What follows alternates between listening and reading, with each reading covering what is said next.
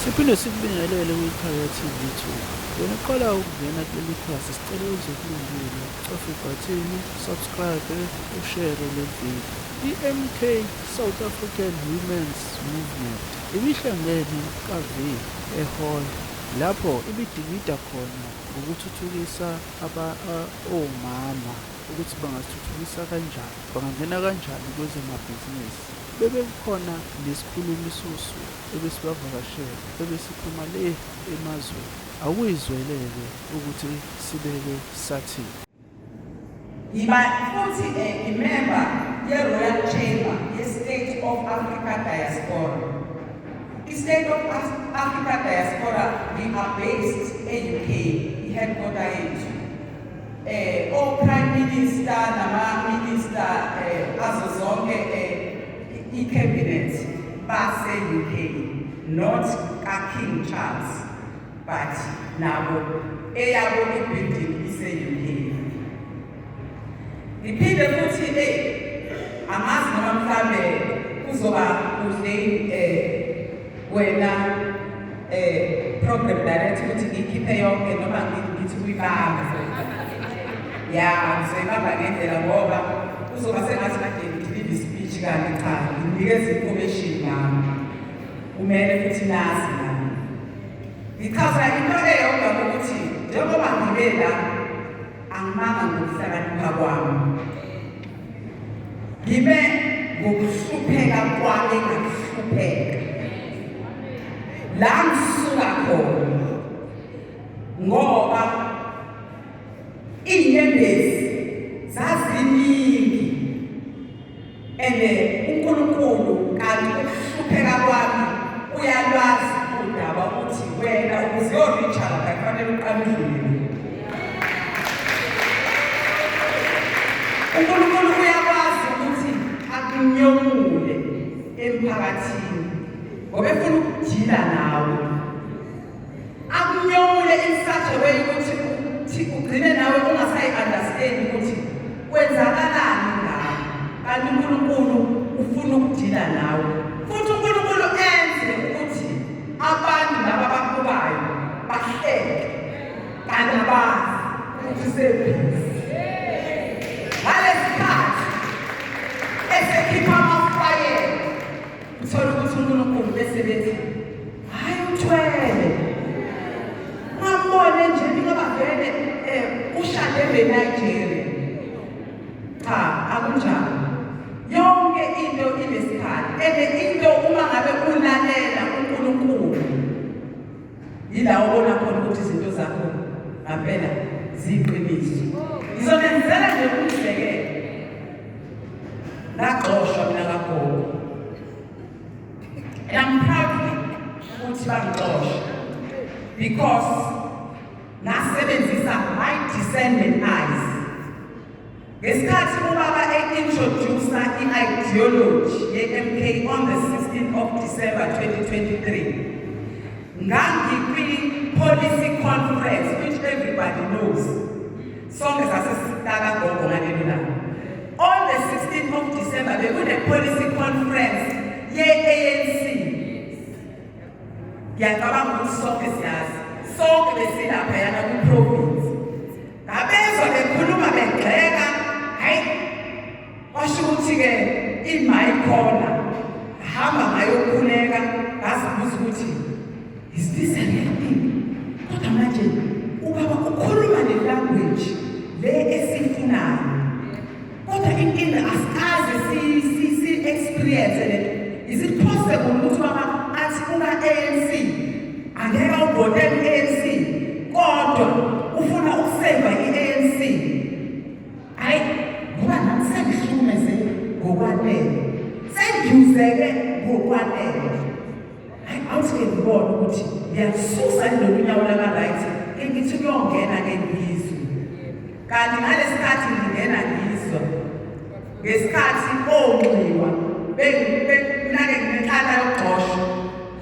Hayi ngenhlala yokugxoshwa futhi I'm proud because the more ungixosha the more izinto yikhuphuka akube kumnandi ukuzona. Ngoba even nomuntu uphila naye uma ngabe ebhizi ekuhlibula ekumosha esho yonke une-grace. Njengoba sisonke la endlini sinama-grace wethu. Sihleli nawo futhi. Njengoba ubhuti nje ebhizi ethatha ibhizi, une-grace yakhe. Engathi noma ngithi ngizama ukuthi ngimwisele phansi, uthole ukuthi i-grace yakhe ungakabi ikhama, i-grace imkhulumele. So abantu nabantu bamisele i-grace. Njengoba siholwa umholi ofana nendoda ye-Old Testament, baba wethu uhlanganyela. Abayi-understand njengoba baba ukuthi ubaba kahle kahle he is spiritually led. Ubaba umuntu omiselwe emazulwini ukuthi azosikhipha ekugqileni esikubona. Ubaba umiselwe ukuthi njenge-South Africa, njengoba sazi ukuthi it's a revival country in the continent, azokwenza ngokuqinisekile ukuthi uzosusa ulwembu emehlweni ethu ukuze sikwazi ukubona into eyiqiniso neyamanga. Njengoba nje engenze umzekelo, the current news, how can umuntu owabulala abazali bakhe, umuntu owayekudlwengula, umuntu owayekwenza isigqila, wawugarden boy, wawukitchen girl, even though wawufundile, kodwa wayengasiboni isidingo sokuthi akunikeze izinto ezinhle, uphinde wena ube nje naleyo energy yokuthi ufuna ukumnikeza amandla azophatha labantu laba abakhala imini nobusuku. Ukwenza kanjani lokho? Ngicaba ukuthi omunye ubuholi bethu sebhulile ngoba we are vocal about the wrong things ezenzakalayo empilweni zethu.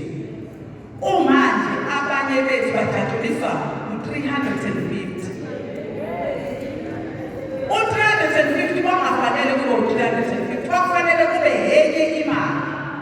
But because thina sibukeleka phansi, sizinto nje siwukhaphethi la kufanele basulele khona inyawo, sebesinikeza bona lo 350. Nathi bese siyajabula.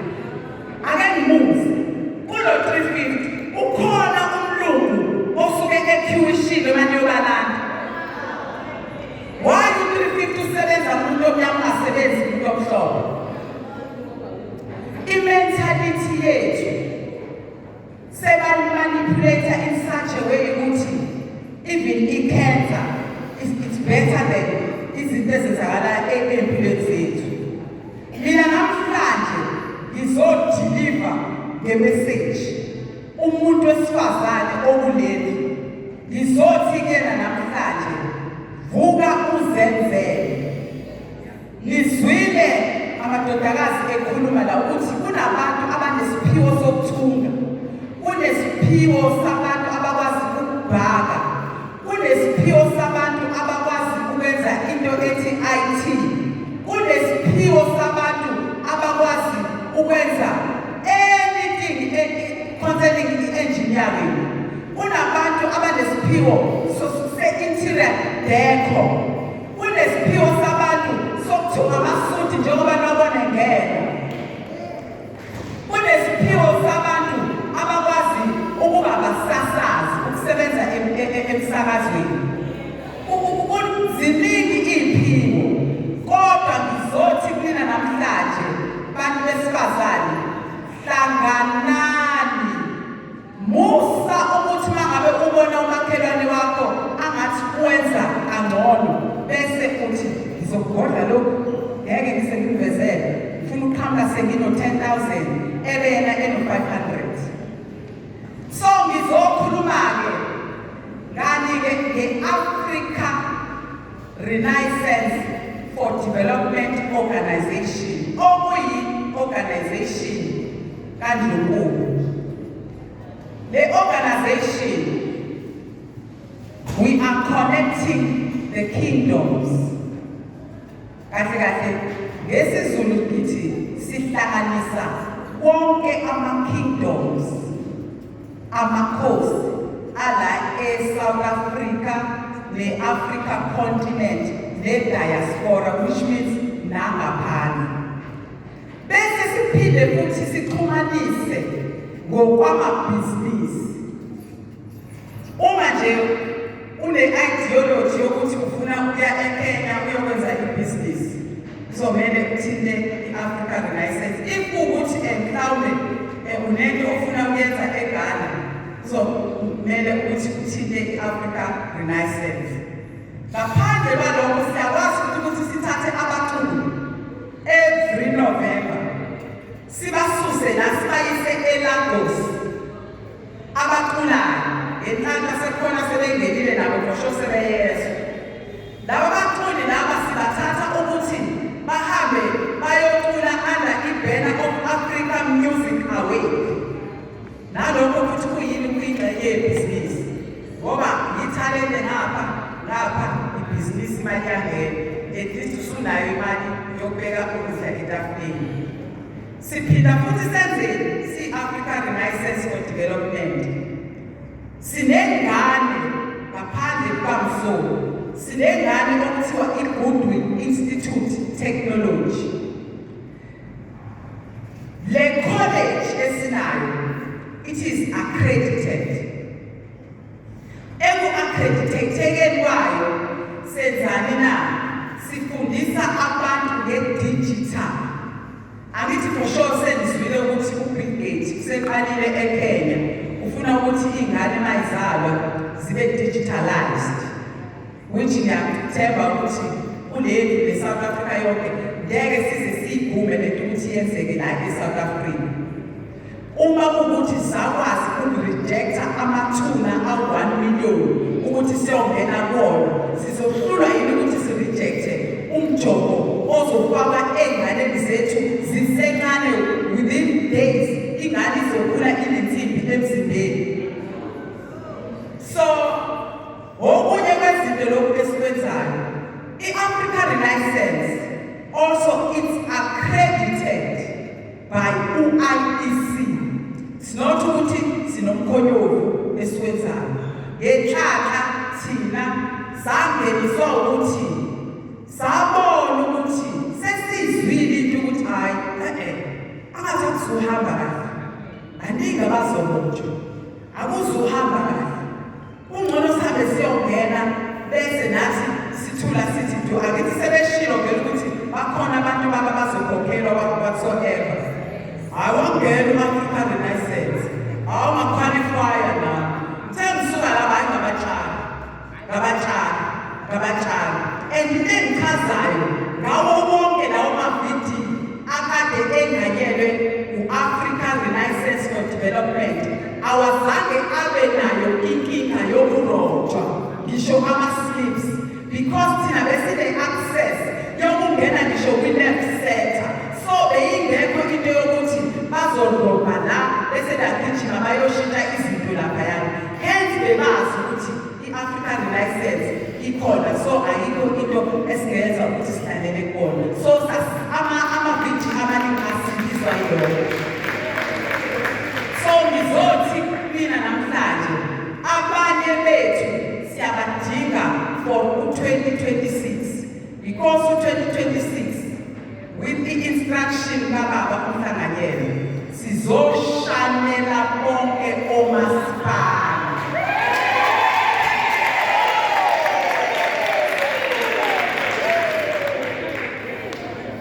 Siyeke ezokushanela omasipala esibuye size la uNdlunkulu. Ngithe ziningi izinto engizenzayo njengamanje, njengoba ngikhuluma nje sengibhale incwadi ukuthi ngibe ne-agreement nenkosi uMzimela ukuze siyokwenza i-development eMthunzini. Africa Renaissance for Development. Officially, we are the partners of Ingonyama. Lapho you know ukuthi Ingonyama Trust they own the land, 3.3 million hectares of land. Lo esufuna ubuye ngakithi. Kodwa kusamele sihambe siyolungisa lawa ama-minutes angena phansi kwetafula engeniswa ugama liyankhohlwa. Ngoba ugama liyankhohlwa, honestly speaking, izinto zakhe ngesikhathi ziqala vele it wasn't an idea ukuthi umuntu omnyama abe progressive. Yena wayezobeka unyawo phezu komuntu omnyama. Thina-ke sasuke sathathwa yini umdumo wokuthi u-1994 kulethe i-freedom. Salibala ukubheka ithiyori nokuthi sibheke ama-do's and don'ts. Sajatshuliswa ukuthi we are free, we are free. South Africa is free. Sakhohlwa ukuthi hayi bo abantu babhizi basebenza ngemuva.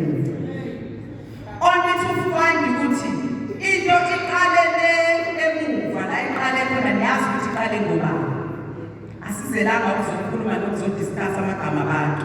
Kodwa into yethu size sibe la sifike la sikhona it's because iqalele emuva.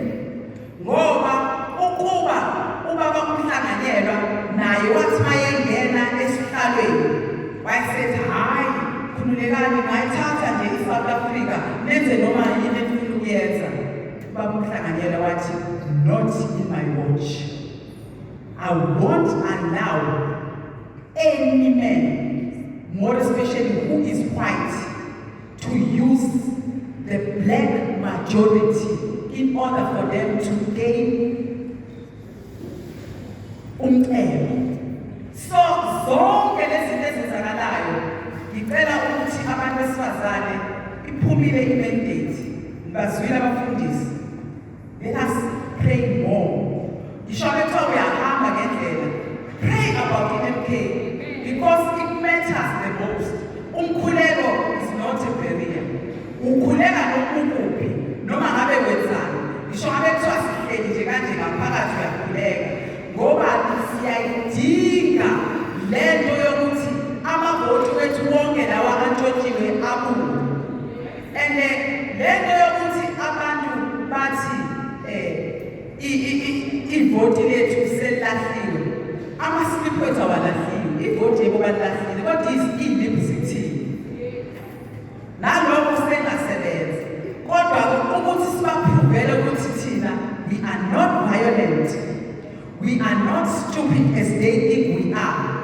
We are not thina igebengu njengoba bona